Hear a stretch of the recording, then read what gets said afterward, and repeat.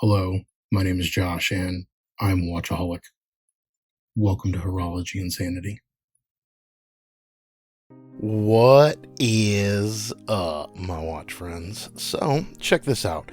Today, I have the joy of being able to borrow this beautiful gray dial Seiko 5, whatever, Dress KX, I think it's being called.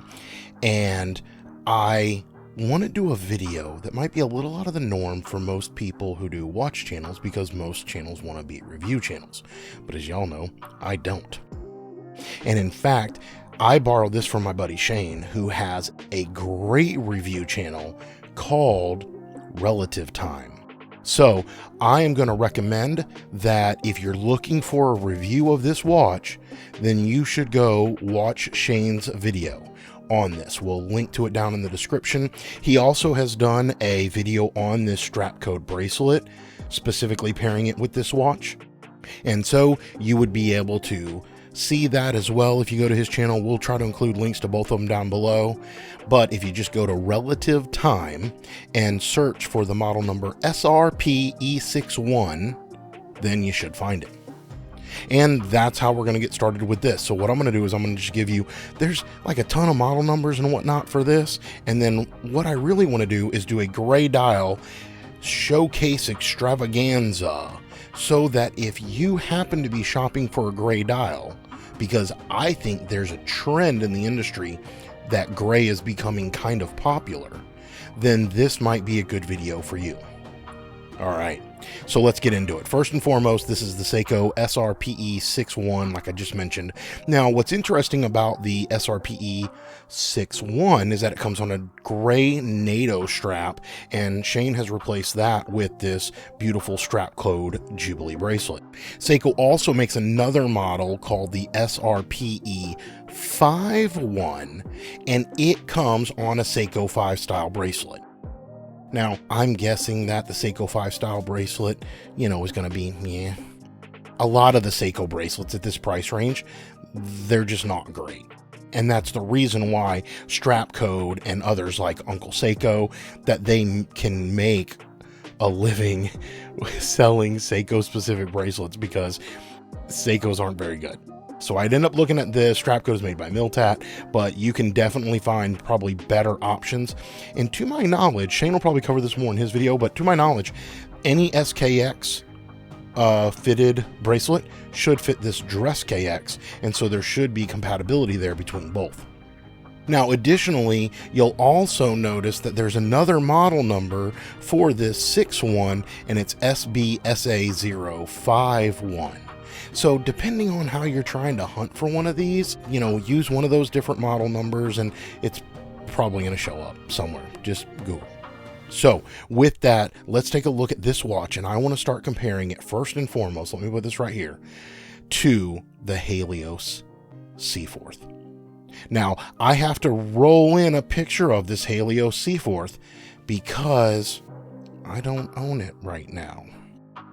Now, the Halios Seaforth, I've got a whole nother video series on going down the Halios rabbit hole, and I had 4 of their Seaforths, 3 of the pastel blue, 1 of the gray. I went hunting for the pastel blue. It turned out I ended up loving the gray dial more, and I ended up selling it to a buddy of mine, and then I ended up buying it back, and then I sold it to another buddy of mine, and so currently I don't have it. But it is that gray dial Halios that prompted me to want to borrow this gray dial Seiko, because the sunburst effect and just the beautiful tone of the gray is what I wanted to see. And I kind of wish that I had my Halios so I could put these side by side and see them in person. I don't have that luxury, but I will say of what I remember of the Halios, and I remember it fondly. What I remember is that it looked great, and this Seiko in person gives me the same type of feels. It feels nice. With that, let's do a showcase. I realized y'all are getting ready to see the insanity, right? This is what having a massive collection ends up happening. I had more gray or grayish watches than I could ever even have thought I had. I kind of am going through box by box, and before you know it, I'm picking one after another, and all of these ended up on the table. And this doesn't even include, we'll throw up a picture too, my gray and blue Oris Diver 65 with the Deauville dial. That's one of my all-time favorite watches, but it's in another watch box. It's in the other room because that's kind of a keeper. I love wearing that one. And so it's not here, but keep in mind, another gray dial option is the Oris Diver 65 Deauville. But as we look at this Seiko, let's just start to compare. And I'm going to do it in a price range that's going to go as low as, I want to say $20. Let's do a quick wrist check. If you want something on the inexpensive side that is gray, Casio started making a gray version of their World Time. Now this is the AE1200. Y'all know that these watches are one of my all-time favorite watches. I still hold to what I believe to be the truth, that this watch right here is the greatest value of any watch anywhere in the world ever made. Not even kidding. So if you are interested in a really inexpensive option, then check out this gray World Time. They make a couple of other different ones, but yeah, this one, I've got it on this blue kind of strap, but you can do a gray strap, you can do whatever you want to, but I really dig it. Now the other one, and I think this one got discontinued, this is the GA2100. I'll put the actual model number here on the screen, but this one I think got discontinued, so prices may be going up on it as supplies start to dwindle. This was kind of a limited run for Casio because these Casios are pretty popular, I think. At least some of the other variants are. I ordered both this gray one and the blue one that was released about this same time. We'll put that in a picture right here. And I ordered both of them when they came out because I'm going to do a video series on it, but I did a collect them all. Collect them all. Again, welcome to the insanity. My hobby's insane, y'all. But I did a collect them all with these Casios. So I ordered these. I thought I was going to like the blue one more. Turns out, no, I actually like this gray one more. I was a little worried with the all gray that it wouldn't be legible. If you go back to some of my old videos, the stealth black one, not legible. The red one, not legible. So, but all the other ones that have varying colors and things like that, they are legible. And so this one turns out it is legible, even though it's kind of monochromatic. And I dig that. So anyway, so you've got some inexpensive-ish options here. These are also digitals. Everything else on the table, it's either going to be like a quartz, but it will be an analog, or it'll be like an automatic or a hand wind. So let's just go through. Again, we've got this Seiko, and here's another one that I really adore.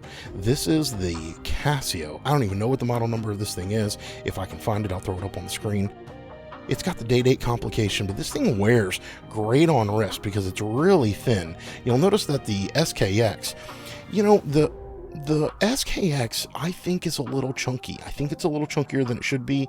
I do appreciate the larger cases have a better overall dimension where it's wider and keeps the same height. The smaller versions of the SKX, I just think they're kind of top heavy. It reminds me of the Leaning Tower of Pisa because it's short and stumpy and it just kind of sits on your wrist.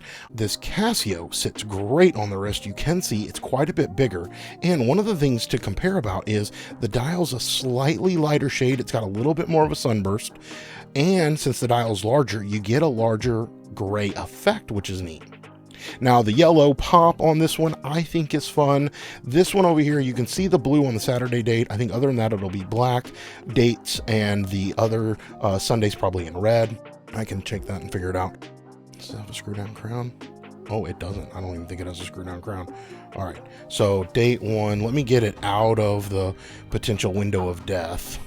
So let me forward this. Little tip, pro tip, we can pull this out as a second thing, but you can leave it in this video here.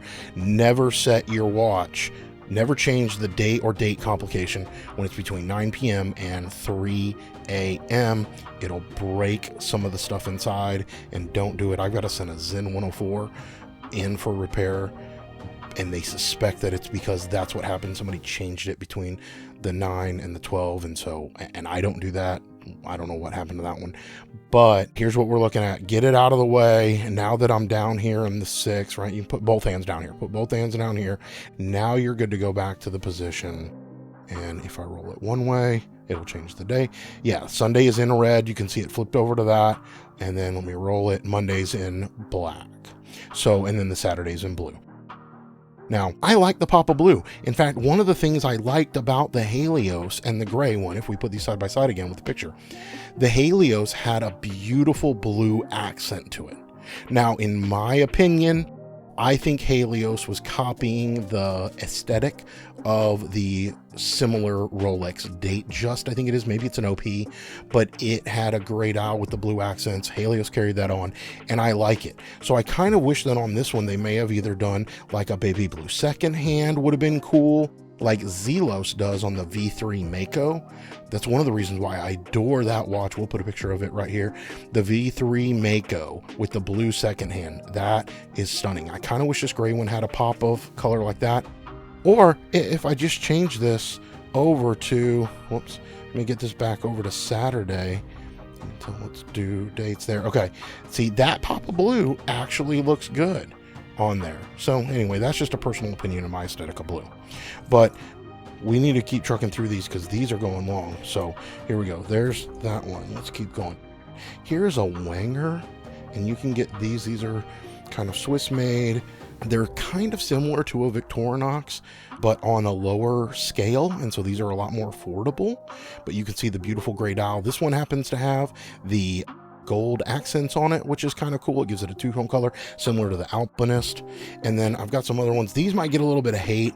These are, quote, fashion brand watches, but y'all know that I don't care about that. This is a Skagen, I think, marketed as being from Denmark. I don't know if they're actually made in Denmark or not, but this is a gray dial, and you can notice it's a lot more matte. So look at the way that the sunburst effect on the Seiko tilts, but this Skagen does not. And the Skagen, it's not my favorite shade of gray. I like the Seiko gray better, but I do kind of appreciate the matte finish. Even though one of the things I loved about the Halios and one of the things that made me want to check out this is the sunburst pattern. Let me get that shimmery in the light there. See how that plays? And it rolls the dial. The Skagen doesn't have that. So let's keep on going. This is another Skagen, and it's kind of silver instead of being a deeper gray. But let me see if I can get all three of these in the same shot, just so you can see that there's shade variances that you can go in when it comes to grays. And yeah, so you can go, the middle one is definitely silver though. And so you can see the differences there on just how it reacts. Okay, now let's keep on trucking along. The next one, let me go, I'm going kind of affordable. Here is another Casio. So speaking of kind of Datejust homage, it's got the fluted bezel and it's got the stick indices. It's meant to look very Datejust-ish, I think. And I like this watch. I love these Casios. Y'all know that I'm a Casio nut. It's my #1 favorite watch brand. It does, under that umbrella, it includes G-Shock. But the Seiko, see how the dials play a little differently in the light, different shades. Some of these Casios may not be in production anymore. If I can get the model number for them, I'll throw it down in the comment section. It should be fairly inexpensive, but keep in mind this is a quartz. The Seiko is an automatic, and so whether you want an affordable option here or an affordable option this way, you know, you can pick and choose depending on what kind of a movement, if that matters to you. So, all right, if it were me looking at these two side by side, I like the overall aesthetic of the Casio better. And so what I might do with this Dress KX is mod it, and I would change the handset out. The handset looks a little tool-ish. It looks a little diver-ish. And I might like to see some, if this is the Dress KX, let me do that in air quotes, Dress KX, then I would like to see some dressier hands on it, I think. And then, like I said, I'd probably shop for a blue second hand to give it a little pop of color. So anyway, that's an example there. Here we go. We keep trucking along. This is a Spinnaker. It's another semi-affordable option. It's a kind of a Chinese factory brand, but I've had good luck with them. And I've had, if you like the aesthetic of the watch, the build quality for the price is not bad, right? I would pick up another one. This one happens to have sentimental value, and I love it. Y'all can see that it also has, this is the hull, because the dial is meant to look, I think, like a hull of a ship with that pattern, that horizontal texture on it. But y'all know I love this Spinnaker, aside from the sentimental value. The sentimental value only adds to it, but the reason I got the sentimental value is because my buddy knew how much I loved it, and so he tracked it down and got it for me. But yeah, you can see just the way that the gray plays in the light, but you have some different options out there that you can track down. Now, this one is a much more matte tone gray. It does have the Indiglo effect, and I can do a lume shot on this Seiko, and this would probably be a good time to do it because I can show the Indigo as well. But this gray here, it's got the vintage lume. This is the Waterbury edition, and you can see this is kind of a homage to the Rolex Explorer, whatever I don't know, the 1.2 version, whatever. Y'all will know what this is because of the very distinct 369 on it. But let me go ahead and cut the lights real quick, and let's just see. You can see the lume coming there. You can see if I go away from it, there's a lume in the background, and the one that y'all see, if you can see my finger, that is the Zelos Mako, which blows everything else out of the water, even this Seiko. But let me click on this Indigo. It's got this great blue hue to it. Y'all know that I love blue. Oh, and see, it's bright enough to where the autofocus actually picked it up and registered it, which most lume shots don't do. They end up a little blurry, but it's instantaneous on, instantaneous off. I love the Indigo feature, or the Indiglo feature on a watch. So, but you can see the lume on the Seiko is definitely legible. Seiko's known for their lume, and so take that for whatever it's worth. All right, we will keep trucking along. This is the Orient Defender. So talking about another matte dial, kind of like the Skagen. Let's kind of hold these up. You can see that there's, even though the Skagen is matte, it's got a little bit of a gloss to it, a little bit more than this Defender does, but nowhere near what the Seiko does. And so you can see that. But this Orient Defender, in a lot of lighting conditions and when you wear it, and I don't know why, part of me thinks that it's maybe because of the brown strap. My Zen 104 had this same visual effect as well, but sometimes the dial looks more brown than gray. And I have a black Zen 104, we can roll in a picture of that. I had it on the stock brown leather Zen strap that it came with, and every now and then in different lights, it also looked brown. Now, I don't know if that's just a lighting phenomenon and if that happens pretty regularly, because I have another buddy who had a black dial, I think it's the Sarbo 33, and he said that his dial every now and then, even though it's a flat black, he said his dial would look brown in different lighting too. And so part of me thinks it's a refraction of light off of the brown strap or whatever the ambient colors around it are, but it is definitely a visual effect. If you want gray that always looks gray, then this would be your pick over here. This Defender is a sweet watch, though. I wish it had hacking and hand wine. It doesn't, but other than that, it's an amazing watch. It kind of looks titanium, even though it's not. But if you start to notice that it looks brown in different situations or in different lighting, then maybe try out a different strap. I put my Zen 104, for example, on a strap code stainless steel oyster style bracelet, and it looks black all the time now. So that's another reason why I'm, again, speculating, but kind of deducing that it probably was the strap and a visual effect of it. All right, here we go. Video's way too long. Thanks for sticking along. We will use the chapter categories down in the description so that you can click through if you want to. But here is another one. Again, the Orient Bambino is a classic, affordable watch.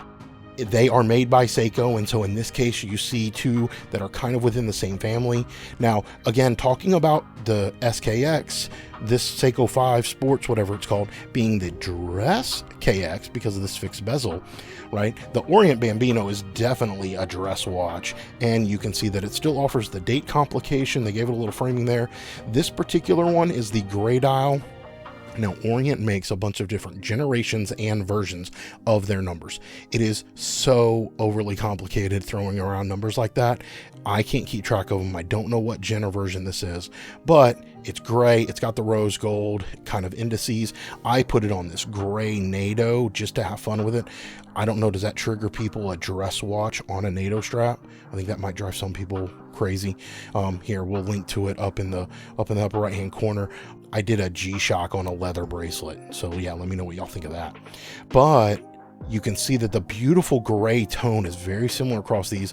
The sunburst effect is much more subtle on the Orient, than on this Dress KX, but a definite affordable option depending on which way you want to go. I do say that I have a larger wrist. The Orient sits larger on wrist. It's got like a larger dial presence. It's got a smaller fixed bezel. And so I maybe appreciate the way this looks because I get more gray in my eyes looking at this one compared to this one. But, you know, if you have a smaller wrist, you may not mind this Dress KX over here.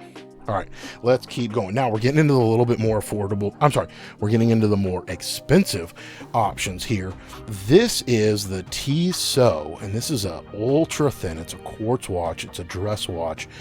I think I picked it up off a Jama Shop after being influenced by Jody at Just One More Watch. I want to say he did a picture of this or a video on this. This is the anthracite dial. So it's gray-ish, but it's called the anthracite dial. And I'm not going to lie, this Tissot next to this Seiko might as well not even be there. This Tissot is so stunningly beautiful. And if you can catch this on sale, if you can even still get these, but like, I think I ordered it from Jama Shop. I got it on like a clearance sale. This watch looks like $1,000 watch, and it was not $1,000. It was pretty cheap. I want to say I probably paid less than this Dress KX, whatever the Dress KX cost. And so, yeah, this is an option. Now, part of me does maybe wish that it didn't have that date wheel on it. People go back and forth on the Bambinos that I just held up, that, you know, some people wish it didn't have the date, and I'm starting to fall into that camp. I'm appreciating on certain watches the beauty of the dial more, and so I might appreciate if the Tissot didn't have a date. It would definitely make it look a little bit more elegant. It would put the gray more in my eyes. And just for fun, y'all know, well, you may not know, I can announce it though, I had a tour watch in of the Solis Starlight, and it was a fantastic watch. It's got the aventurine dial. I ended up falling in love with that watch, so much so that when the pre-order just opened up, I ordered one. I got the no date version with the silver indices, and it's for the exact reason that I'm talking about here. When I look at these two watches here, the Tissot and the Bambino, I'm appreciating the no date on those. When I just want to look at a beautiful dial, right? That's my thing. That's what I went for. That's why I picked out the no date, and I wish those had a no date. Now, let's go to the next one, because this one here is an option that actually did the date really, really, really well. This is the Formex Essence. Now, this is the new fancy one. It's got like this carbon whatever case. I still need to do a video on this. This is a loaner from a buddy of mine. Y'all know that I have a Formex Essence stainless steel. It's the OG chronometer version, 42 millimeter or whatever. And I adore that watch. I adore the straps. I adore what they're doing with clasps and being able to put in like a micro adjust on the fly on the deployant clasp like that. But Formex, so when I had an opportunity to look at this one, I jumped all over it, right?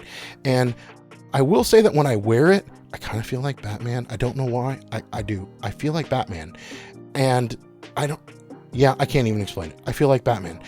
But they did the date really well. The gray is a beautiful gray, even though it's more of a matte, kind of a flat texture to it. It doesn't have a sunburst effect. You can see when I play it in the light, it just remains right that way. And so different options. The Formex, of course, is way more expensive than the Seiko is, but you can see that there are different options. And part of me might like to see this Dress KX on like a gray canvas style sailcloth strap like this. Formex has on it. That might give this a little bit more play too and be a different option. All right, we're coming down the headway now. This isn't necessarily gray, but it kind of looks grayish. This is the Hamilton Jazzmaster Automatic GMT, and this watch is so beautiful. Y'all know that I like playful dials, and this one having the map on it, being a GMT, really makes it playful. And so I just wanted to include it because I wanted to let you know that if you look for a gray, you have a bunch of options. It's kind of the same reason I wanted to show you like the G-Shock. You can get gray in so many different variants and options that, yeah, don't discount maybe a Hamilton like this. It could be an option for you. Okay, now let's keep on going, and I'm getting down to my favorites, the Zelos. So let's start out with this one right here. this is the Horizons V1 GMT in the gray dial, and you can see that the dial on these two is very, very similar. And it's almost eerily similar how the shade of gray is the same, the sunburst texture and the brightness of the sunburst effect is about the same. Now you can see the Zelos has a lot more going on with the indices and with the GMT hand. You know, they did the date down here at the 6. They didn't do it quite as well as the Formex, but they did it close. And I'm gonna do another loom shot of this real quick, because as you can see here, the loom, right, is pretty fantastic on it. Zelos, of course, being known for their loom. But the Dress KX actually probably looks a little bit better now than it did before. And I didn't charge either one of these up, right? This is just for my brief time under my studio lights. But yeah, so there's the first one that I wanted to show you. This is the stainless steel V1. Now let me keep going, because when we talk about this Hamilton right here having like a unique gray function to it, these two also have a unique function. They're gray, but they're Meteorite. So let me see if I can get all these in a shot without them touching, because again, don't bang your watches. I don't like scratches. But here we go. So this is the Skyraider titanium version 1 Meteorite dial. This is my all-time favorite Zelos. Hands down, all-time favorite Zelos. I think the V1 design was actually better than the V2, but that, of course, is a personal opinion. If you got the V2, you've got a great watch. But yeah, this right here is my #1 all-time favorite Zelos. And you can see here that I've got the version 3. This is the Mako Meteorite. And the reason I wanted to include all of these is because you can see that the Flieger style Skyraider on the right, you know, doesn't really have a bezel. It's all dial, it's gray. And you notice how it has that pop-up blue coloring. That's the one thing I think is missing over here from this Seiko. The Mako does have the blue accents, kind of similar to this, and that's why you can see I kind of adore it. It does still have the sticker on it.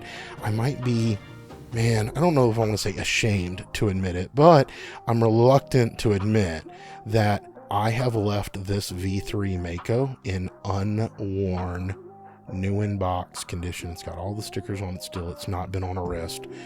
And the reason is because I put it in my collector status. This is the first watch that I'm aware of anywhere in the world. It definitely is the first Zelos, but that offered the Meteorite in the bezel in addition to the dial. And so I left this in collectible status. I'm not worn it, even though I want to. Part of me almost wants to buy a second one just to wear, like use that somebody else has worn. And that way I can leave one collectible and leave one that I actually wear. I don't know. Tell me down in the comments, is that crazy? Should I admit that I have done that with other watches that I adore? All right, anyway, back to the gray dial comparison.